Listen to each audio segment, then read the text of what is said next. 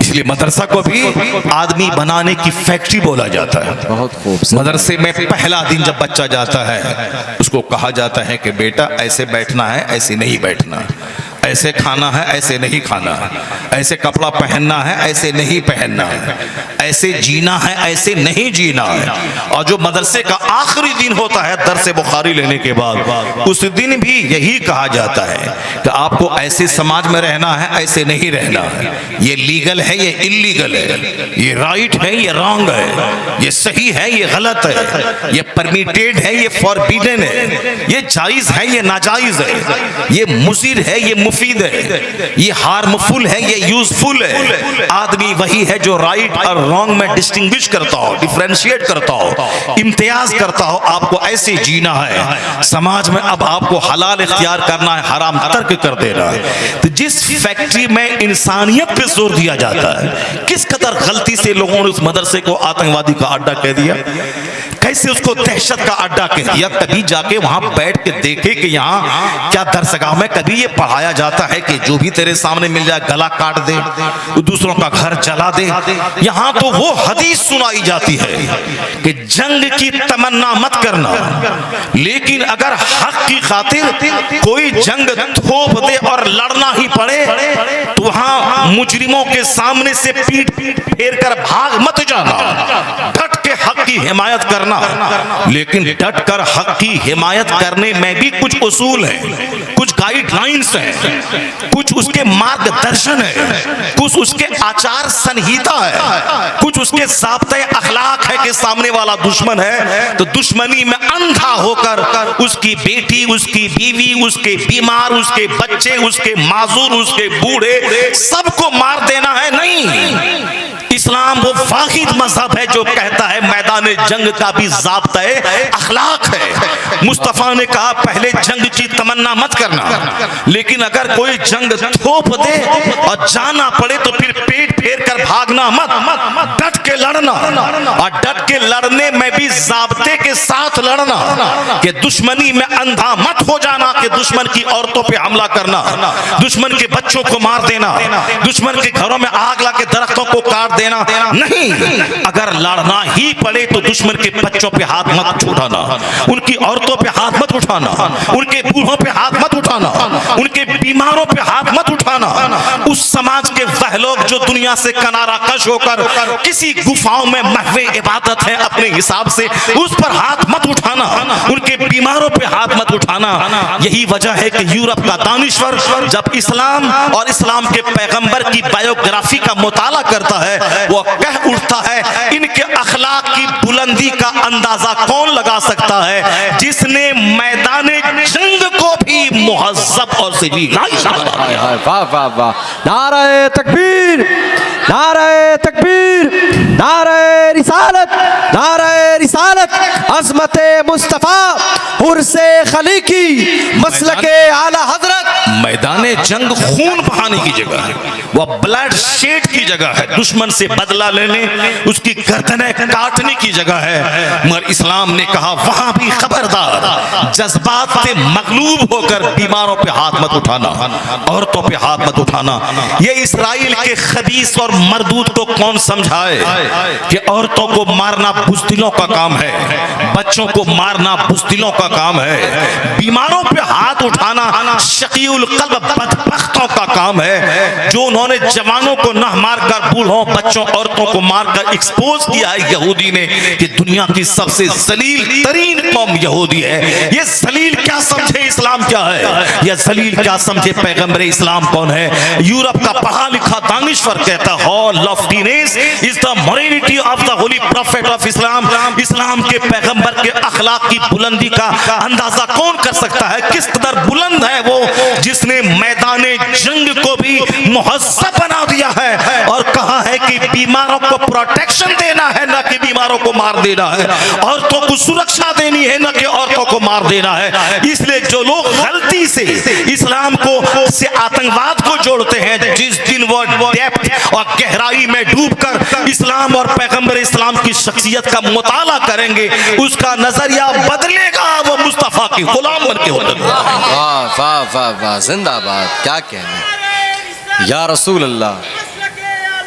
जिंदाबाद जिंदाबाद। दूर से किसी के बारे में अंदाजा लगाना ये और बात है, मगर करीब से अंदर जाकर सच्चाई की सच्चाई की तह तक पहुंचना ये बहुत मुश्किल काम है।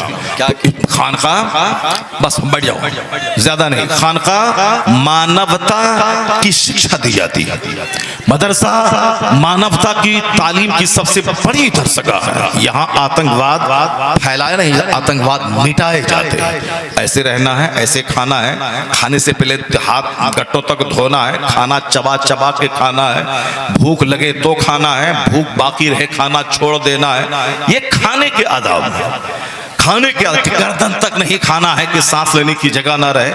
कपड़ा पहनने के आदाब है। कपड़ा वो पहनना है जिससे घमंड न टपके, जिसमें बुखालत भी ना हो। अल्लाह ने नेमत दी है तो नेमत का इजहार भी कपड़े से होना चाहिए। कपड़े का मतलब ये नहीं कि बिल्कुल नाखून छुप जाए उसमें।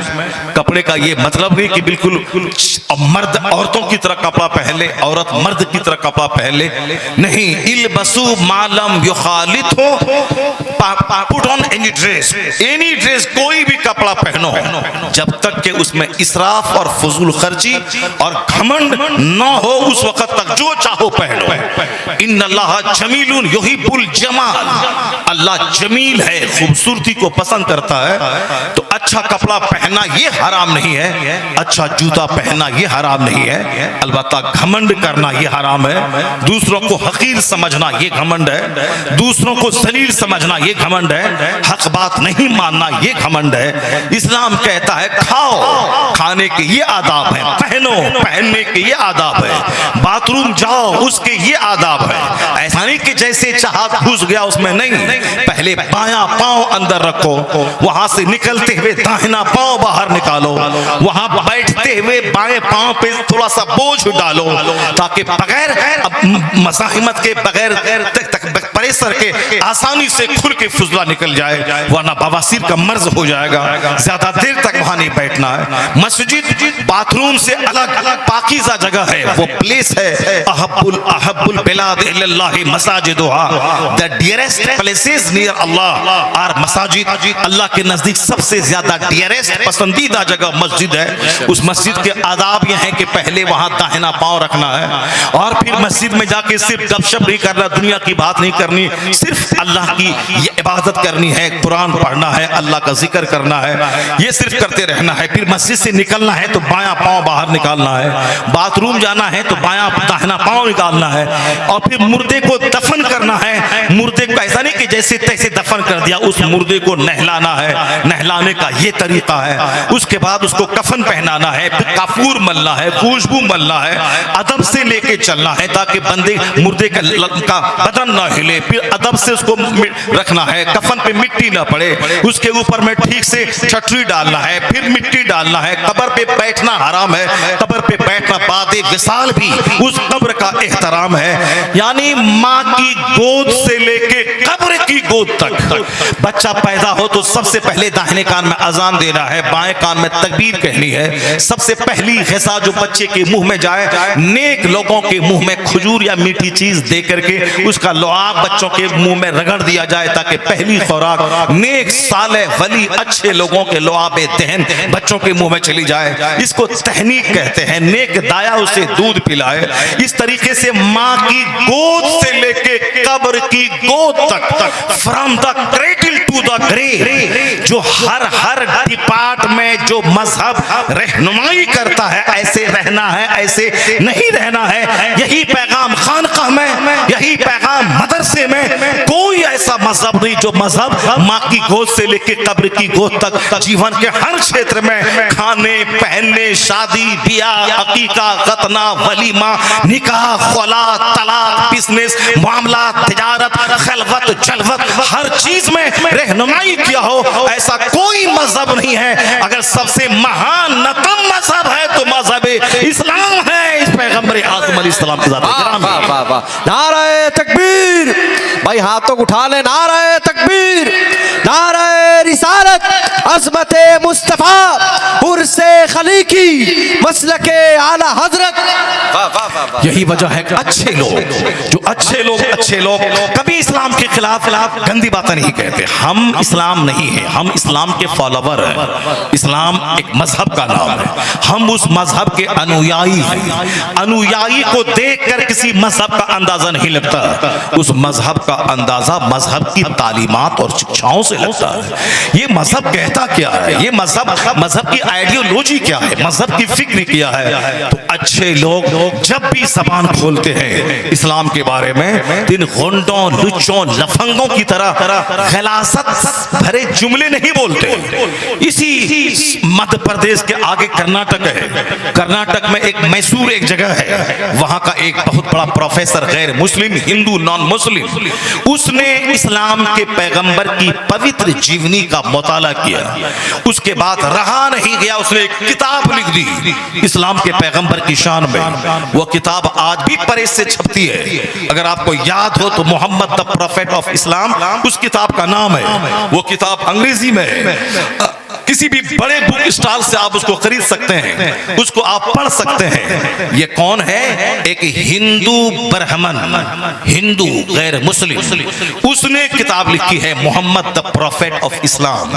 उसमें जो उन्होंने लिखा है, मैंने उसको थ्रूली हर्फ बहर्फ तो नहीं बल्कि कहीं न कहीं से मैं पढ़ा है, पैराग्राफ पढ़ा। उसी में से एक पैराग्राफ मुझको बड़ा अच्छा लगा, मैंने उसको गेट बाई हार्ट कर लिया, मैंने उसको याद कर लिया और उसको काहे बगा है मैं लोगों तक पहुंचाता हूं। इस नफरत के माहौल में जब लोग इस्लाम के खिलाफ जहर उगल रहे हैं, इसी नफरत के माहौल में वो शख्स जो प्रोफेसर है, जो हजारों बच्चों को ज्ञान दान करता है, जो एक अच्छा इंसान है, उसने पैगंबर के बारे में क्या कहा है, मुताला करके, समझ के, उन्होंने जान के, रिफ्लेक्शन से काम लेके एक पैराग्राफ क्या है उसको भी आप सुन ले गौर से। इस नफरत के माहौल में किस कदर मोहब्बत की बातें उस पढ़े लिखे शख्स ने की है। जाहिल गंवार 2 टाका के लिए कुछ भी उससे बुलवा लीजिए, कुछ भी उससे बुलवा लीजिए, 2 टाका की खातिर वो कुछ भी कर सकता है। पर इंसान कभी उसूल का समझौता नहीं करता। उसी इंसानों में एक इंसान था बगदाद में, जिससे डकैत ने कहा था कि अगर तू झूठ बोलता ये सोने तेरे पास ही रह जाते, मगर तुमने क्यों बता दिया कि मेरे पास सोने के सिक्के हैं। उस इंसान ने कहा था ये 2 टके की खातिर मैं जबान को झूठ से आलूदा कर दूं। उनका अंदाज था कि 40 पहाड़ भी कोई गोल्ड का मुझको दे दे, मैं अपनी जबान को झूठ से आलूदा नहीं करूंगा। कि ये है उसूल की जिंदगी, कि सोने चांदी की खातिर झूठ बोल दूं, दुनिया के चंद जलील सिक्कों की खातिर उसूल का खून कर दूं, नहीं होगा। वह लोग जो बकर बकर दिन रात टीवी पर बैठकर बकर बकर करते हैं, बकवास करते हैं, ये 2 टका की खातिर अच्छे लोग, सुथरे लोग अच्छे मजहब पर उंगली उठाते हैं। वो क्या जाने दीन क्या है और दीन का पैगाम क्या है। वो तो 2 टका कमाए, खाए और मर जाए, उसको क्या मालूम है। अगर जानना हो तो उससे पूछें जो लाखों को ज्ञान दान देता है, हाईली क्वालिफाइड आदमी, वो कहता है the personality of Mohammed, it is most difficult to get into the whole truth of it, only a glimpse of it I can catch, what a dramatic succession of these picturesque scenes. This is Muhammad the prophet, Muhammad the warrior, Muhammad the statesman, Muhammad the orator, Muhammad the businessman, Muhammad the saint, Muhammad the judge, Muhammad the refuge of orphans, protector of slaves, emancipator of women. All these magnificent roles in these departments of human activities, he is अलाई के hero. Ramakrishna कहता है कि जब मैं इस्लाम के पैगंबर की शख्सियत को पढ़ता हूं तो एक लामहदूद शख्सियत की क्वालिटीज मेरे सामने आती है। एक चैप्टर पढ़ता हूं, वह खत्म नहीं होने पाता, उनके औसाफ का दूसरा बाब सामने आ जाता, मैं उसके मुताले में लगता हूं, उसको खत्म ना होता, उनके औसाफ का तीसरा चैप्टर सामने आता है। उनकी तह में उतरना बहुत डिफिकल्ट, बहुत मुश्किल है। वो कहते हैं ये मुस्तफा मुस्तफ़ा है, मुअल्लिम है मुस्तफ़ा, मोहसिन है मुस्तफ़ा, कामयाब ताजिर है मुस्तफ़ा, औरतों की आबरू के मुहाफिज है मुस्तफ़ा, यतीमों की पनाहगाह है मुस्तफ़ा, एक इंसानियत को गुलामी की जंजीर से बचाने वाले हैं मुस्तफ़ा, जबरदस्त मुस्लिम रिफॉर्मर है मुस्तफ़ा, जबरदस्त जाहिद है मुस्तफ़ा, जबरदस्त खतीब, जबरदस्त मुअल्लिम है Mustafa. All this magnificent role, इंसानी जीवन के हर क्षेत्र में जो उनका शानदार रोल रहा है, उसको देखने के बाद कहा जा सकता है इस पृथ्वी का हीरो यानी लाजवाब शख्सियत का नाम मुहम्मदुर रसूलुल्लाह। वाह वाह वाह वाह वाह, All जिंदाबाद। these magnificent roles in these departments of human activities, he is alike a hero. वो अपने हिसाब से कहा कि वो अब ऐसा लगता है वो इस धरती का हीरो है, अब करी शख्सियत है। और इसी को बरेली के आला हजरत ने कहा कि सारे ऊंचों में ऊंचा समझिए जिसे, है उस ऊंचे से ऊंचा हमारा नबी। सारे अच्छों में अच्छा समझिए जिसे, है उस अच्छे से अच्छा हमारा नबी।